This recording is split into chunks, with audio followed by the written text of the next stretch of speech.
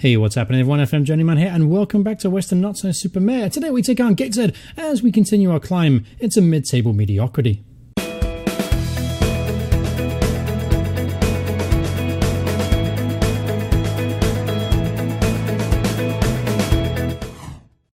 Hey everyone, once again, welcome back to Weston Super Mare. So there's been 2 games since the last episode. Let's take a look at those results. First of all was a 1-1 draw against AFC Flied.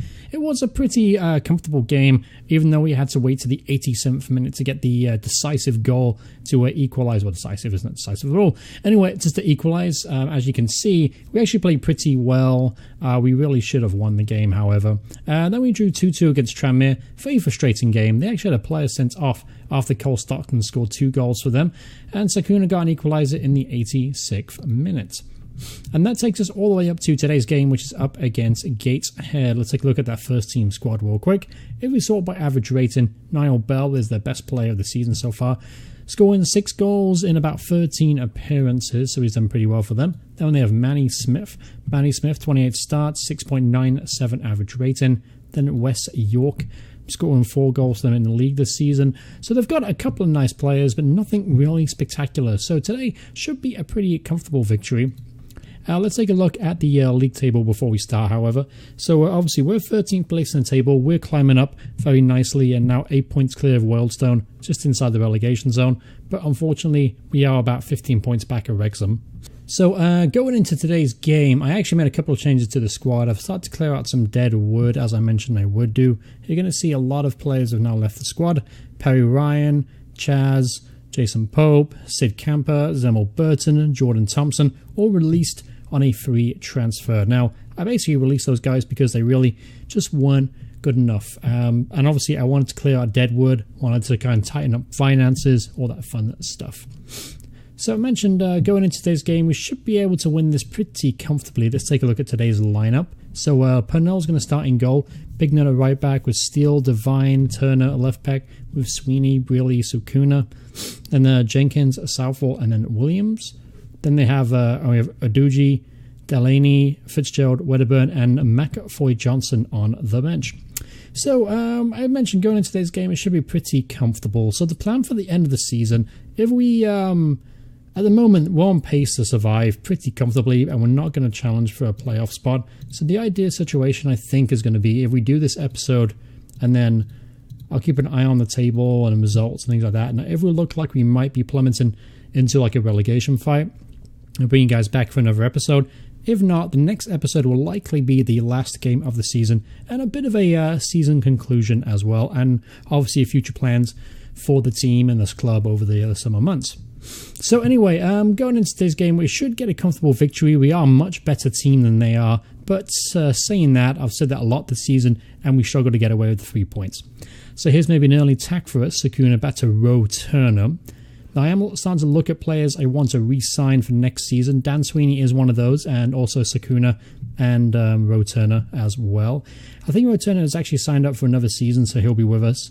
But players like Sakuna, he's on a non-contract deal right now. I'd like to keep on a full-time basis, so that's going to cost us a little bit of money. And a lot of these players won't actually sign for me right now until we secure our place in the league, which is, I think it's pretty much done. We've got a really good goal difference, and I mean, we're 9 points clear of Wealdstone. There's too many teams below us that are going to get into trouble before we do.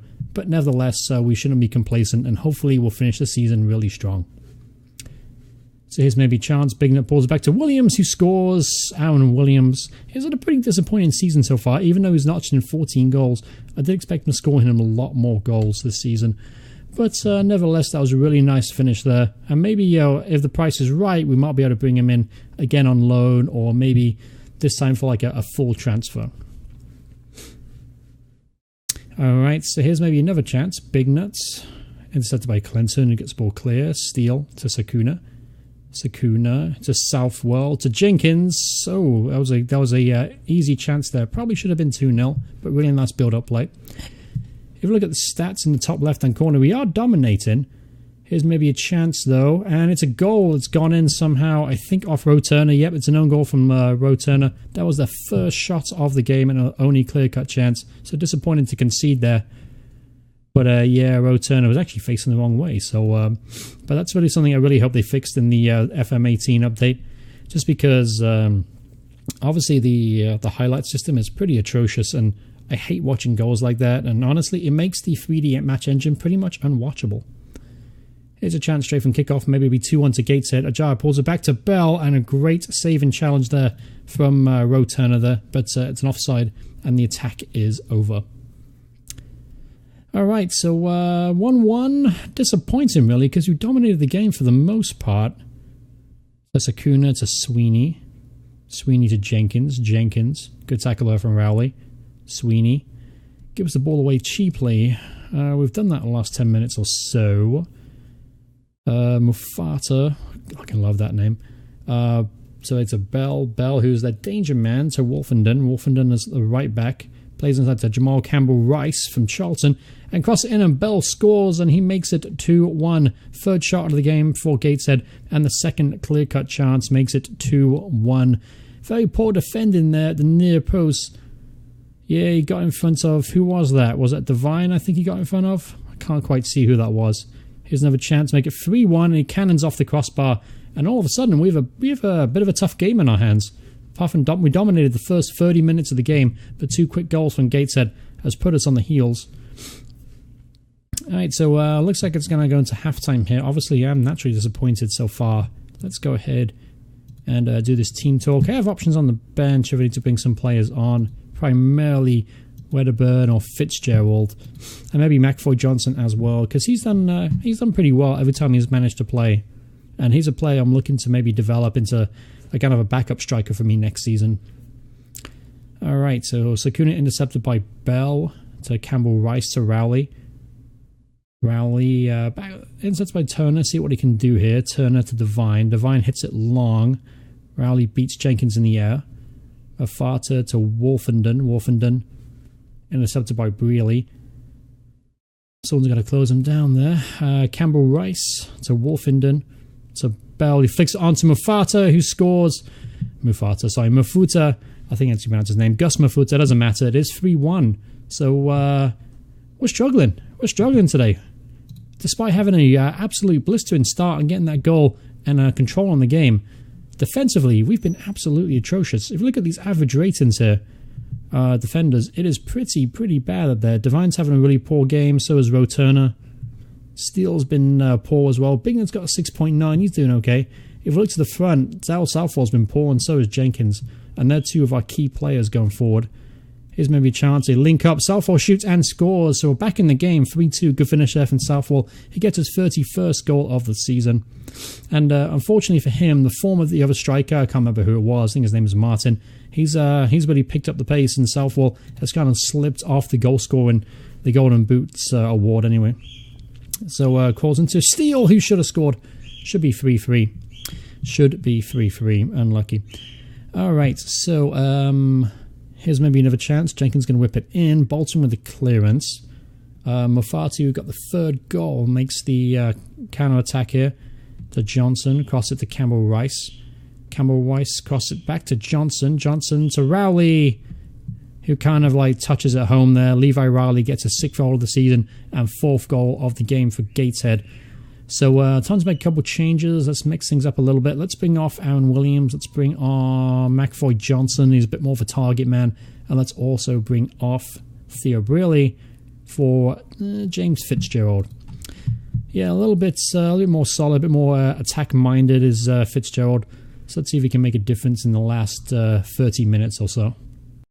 Alright, so here's a highlights here. Again, we need to score quickly if we want to get back in this game. Sakuna gives the ball away. Mafutu is playing really well from the Miata. He's been very solid in midfield. Johnson cross into Bell, 5-2. And that's pretty much the game right there. So yeah, I mean, as I mentioned, we at the very beginning of the episode, how I thought we were going to get a comfortable victory. Unfortunately for us, Gateshead didn't think that way, and they responded very well after that early goal from I can't remember who scored an early goal now, from Aaron Williams. And honestly, they've played really well. Our defending has been absolutely atrocious, but I mean, they've come back in the game and they've played well. So I can't really complain at the results so far. All right, so I mean, that does create better opportunities here. It's maybe another one to make it 6-2, and this could get embarrassing. McLaughlin, good interception there from Devine, and the ball is cleared.